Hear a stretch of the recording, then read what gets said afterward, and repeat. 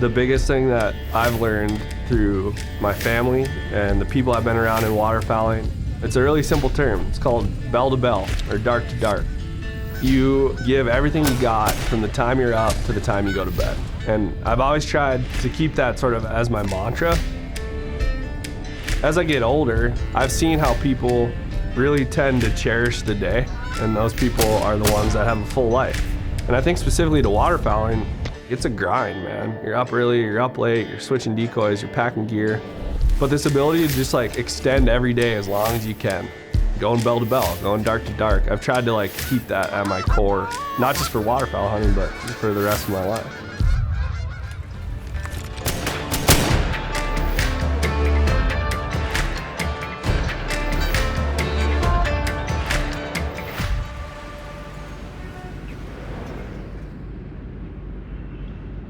So growing up in Minnesota, I had a really good opportunity to access wild places relatively quickly from where we grew up in the heart of St. Paul. I think my parents really allowed us as a whole family to sort of pick what we wanted to do, and I just really wanted to be outside, and that was something that they really helped develop for me and allowed me to kind of figure it out on my own. So we shoot a lot of different types of shells. I mostly shoot federal ammunition. It's not super fast, but we're gonna be killing these geese pretty close to home here, so you don't need like a giant shell. A lot of guys will shoot like 3.5s for geese, but I don't know, I think the 3s just shoot a little better. The first hunt that I remember ever going on was with my dad and one of his superintendents that he worked with. They had this chunk of ground that was next to a couple houses. I think it was a cut hayfield, and some geese had been using that place. And he called my dad and said, hey, we got geese here, and my dad told me, and I was like, yeah, we gotta go. You were what, 8th grade? Yeah, I think so. 7th grade.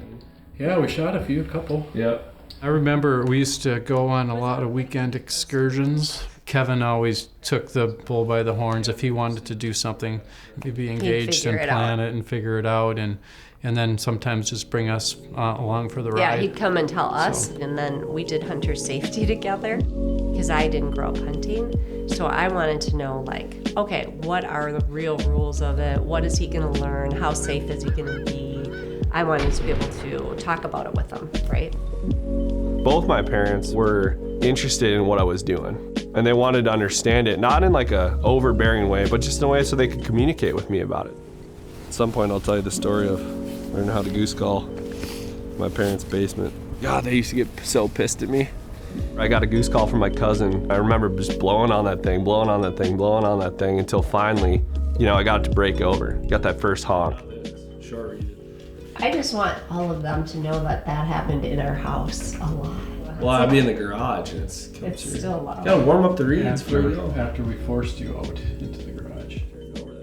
A neighbor that's down the block came to the house one day and he's just chuckling and he says, hey, I gotta tell you something about the boys and their goose calling. And I said, oh, I'm really sorry, is it too loud? He goes, no, but the neighbors came to him and said, those Harlander boys, they're raising geese in the garage. This is the first ever goose call I ever spent some money on. It's just a cool call. It's like a Coca-Cola wooden top and acrylic bottom. They're hard to blow though because they're super air intensive, so you gotta like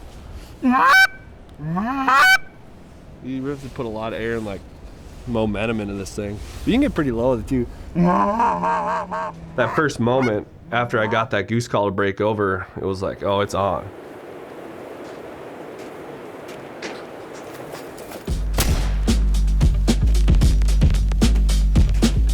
I started bringing my buddies into the fold, you know.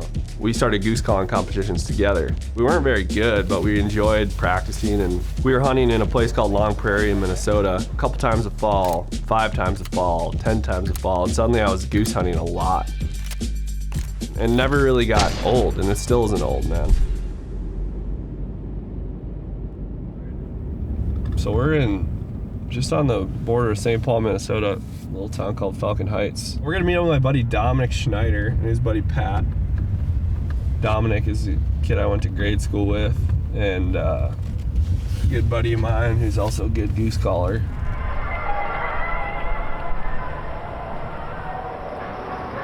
It's just been such a weird December. Like we had some cold a few weeks back, and that's stuff. We haven't hunted together since high school, and that was a long time ago now. And we were able to hunt. Really, my favorite situation in all of waterfowl hunting is metro hunting for running traffic on geese.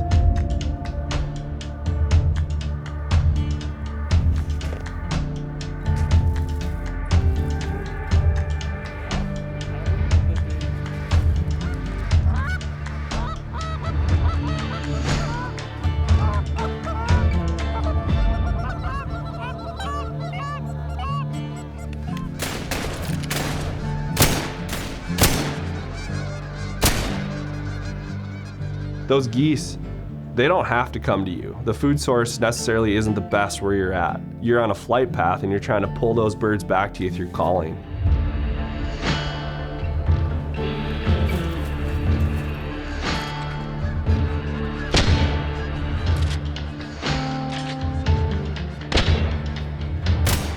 Running traffic in late December in Minnesota, especially in an urban area where there's thousands of geese around, you're competing against live birds in all these different fields. So the ability to actually kill some birds and to do it right with some guys that are just having a blast, it was like a dream come true.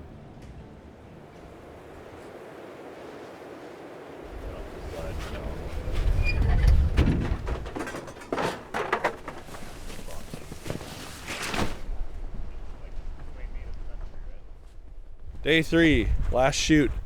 We basically have a fog. As you can see, visibility is probably like 50 yards, 60 yards. There they are, right there. Let's get in the blind.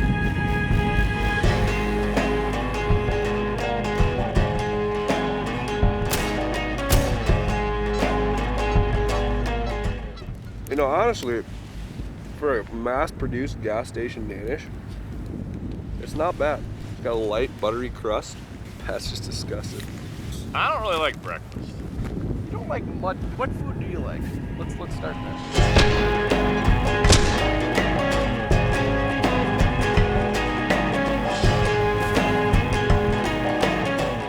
I haven't hunted with Kevin in many years, so nice to get the goose calls out, just like the old contest days, and run the calls hot. Big thanks to Dom and Pat for getting together, man. It's good to get with your buddies from high school and before and see how the world's still going back here and hunt some geese like the old days. We're back in Eastern Oregon, a place that's really special to me. I moved here when I was young, like 19, 20 years old, to fight fire, and met this group of folks that we're gonna hunt with today. I'm excited to go hunt this morning. We're gonna hunt a goose field just like we've been doing in Minnesota, and see if we can't pull a couple of these birds off their flight path. Morning, sexy. Hello. Hello. We gotta get.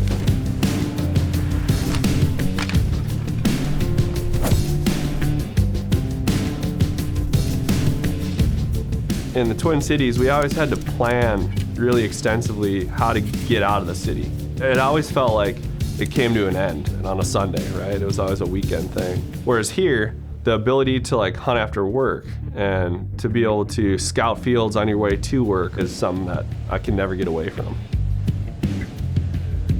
And this job popped up on a job search thing that I was looking at, and I've worn First Sight gear before that and knew some people that were associated with the brand. I ended up getting a call back after I submitted a resume and cover letter, and the moment I walked in those doors, it was the first time I've ever been around a group of people that was so interested in the same things I was, but in different respects. I was like, man, this is it right here.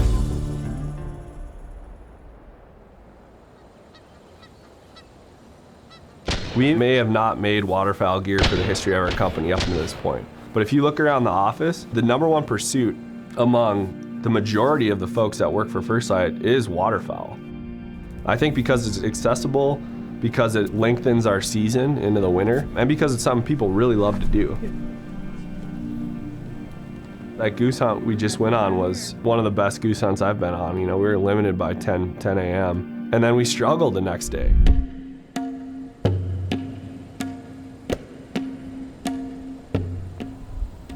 We're going dark to dark today.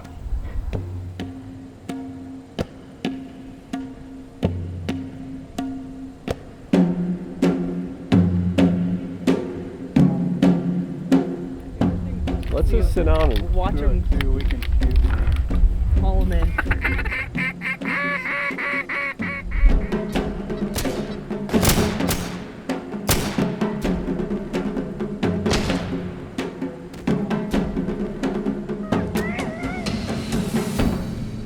we sat in that blind for 12 hours. And all of a sudden that wind clicked up like 4 or 5 miles an hour better, and all of a sudden the birds came from the heavens, right? We had probably the best last half hour of shooting that we've had in a while.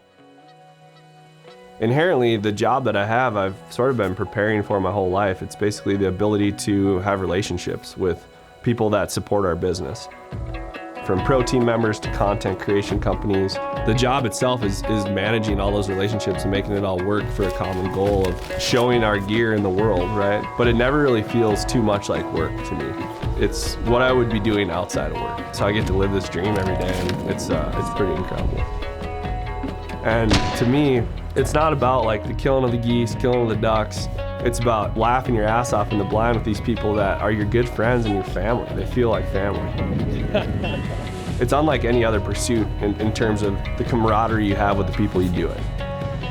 Sometimes you struggle a little bit, but that adversity around good people just makes it so much easier. That's the essence of First Lite in a nutshell. We're a community of people bringing you gear to help you find that joy and that pursuit that makes you feel whole.